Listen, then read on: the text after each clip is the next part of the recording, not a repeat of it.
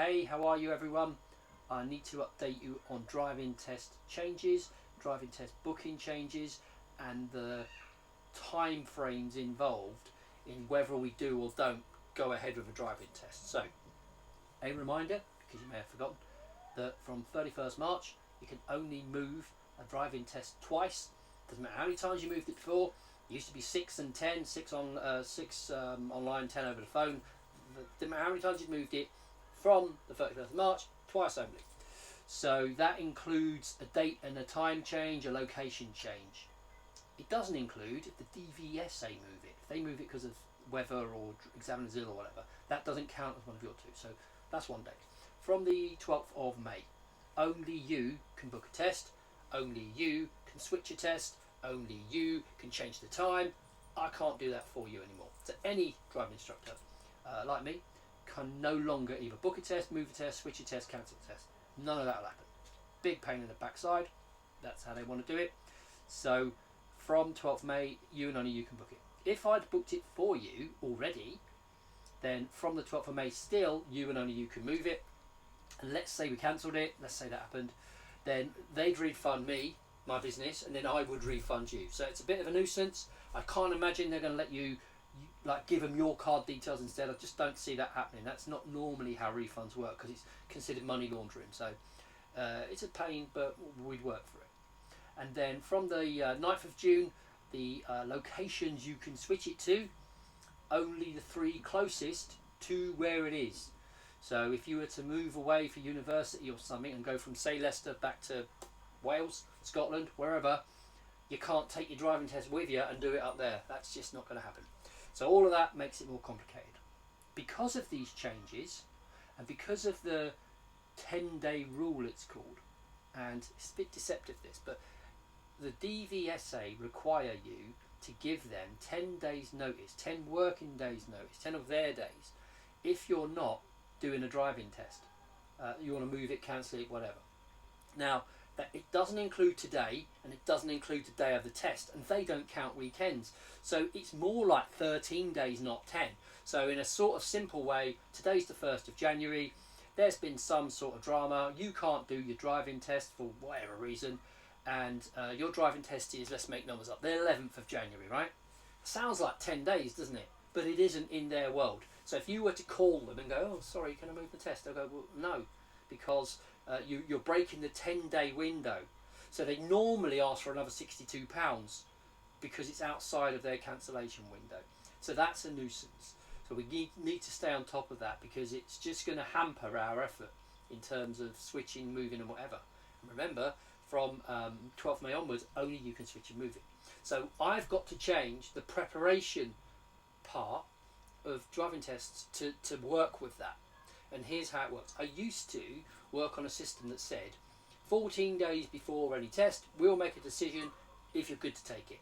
You know, can you drive by yourself? Do you need any help? Do you follow all the rules of the road? Do you speed up in the right places and slow down in the right places and interact well with other road users?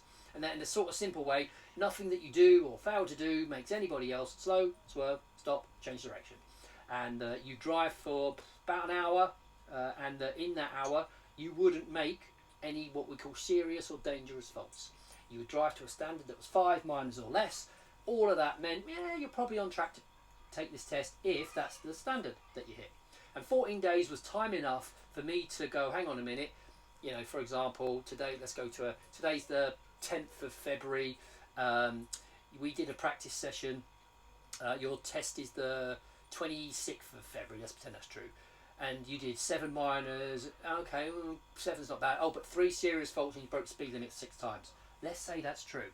That's not someone who's ready for a driving test. Let's say that you turn to me and go, what do I do here? Should I go? Should I wait? What should I do because the traffic lights don't work? What do I do because the road's closed? If you need my help with that stuff, and on lessons, I'll give it to you, of course I will, because I'm teaching you, aren't I? But in life and on a test, you've got to do all that. You don't have a little voice whispering in your ear anymore. So it could be that you just aren't ready, right? So we would talk about it at the end of the day, and then I'd say, okay, well, I'll switch it tomorrow, I'll call in tomorrow, and I'll take care of it. And I could do that inside 14 days.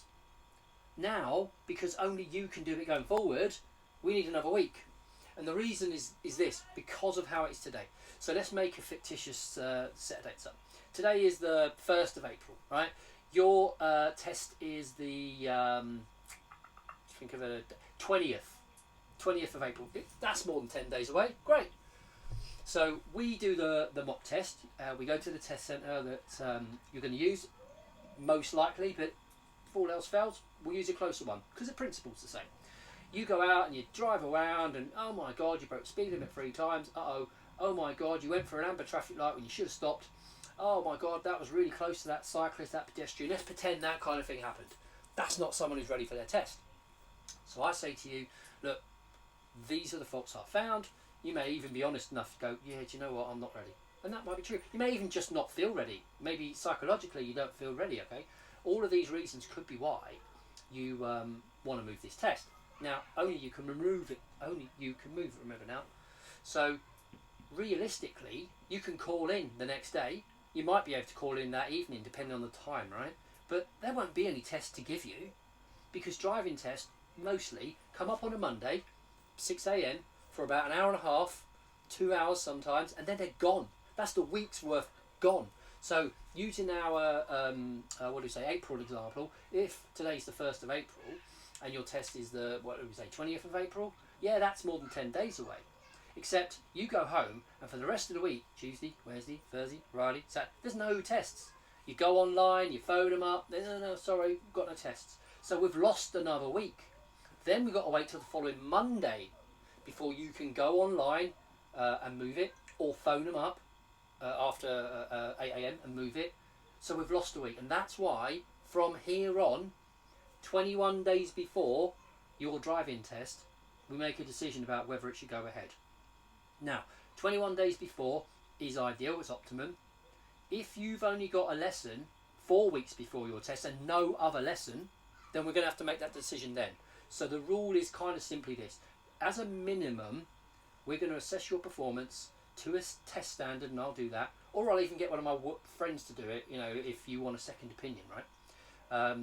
21 days before minimum, or the last lesson you have, whichever one is further away in terms of time. So in other words, if using the 1st as an example, today's the 1st of June, your test is the 22nd of June. Great, we make the decision on the 1st of June, and then I'll try to give you more lessons, I will give you cancellations, whatever it takes to try to help you, but at that stage we're moving the test because I've not seen the performance that's required to go and take a test.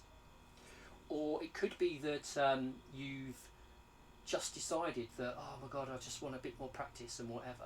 So whether it's me that's suggesting it, whether it's you that's suggesting it, we've got to make that decision 21 days out because only you can move it, and because you ain't going to have a test to move it to anyway. So you don't want to lose a week and then suddenly you've got 10 days, 10 actual days, right? And then you call out and they go, can we have another 62 quid please? And that's the complexity. If they didn't make it so muddled with what we can and can't do, then I'd keep the 14-day ruling. So if this is clear, great. If you need it explained in the car, let me know and I'll help you. But from 12th May, on an ongoing basis, we have to make a test decision, your readiness, much earlier than we used to. So as ever, of course, you need to make sure you've got enough lessons booked. If you only book lessons up to a test day, and then you're not ready, and then we move the test, and say it moves by 8 weeks, it's possible, what are you going to do for lessons? And I can't pull them out of the air because they're all taken with the other people who've got a test. So to some degree, I need your help here, yeah? I'll try to keep an eye on it and say, do you know what, you've only got 6 hours left and a test in 4 months or whatever, but you've got to manage that. So I hope that makes sense. Maybe they'll change their system and make it a bit friendlier. I don't think they will. And as ever, I realise you had more than one choice in terms of people helping you, so thank you for letting me help you. I will see you the next time we are in the car.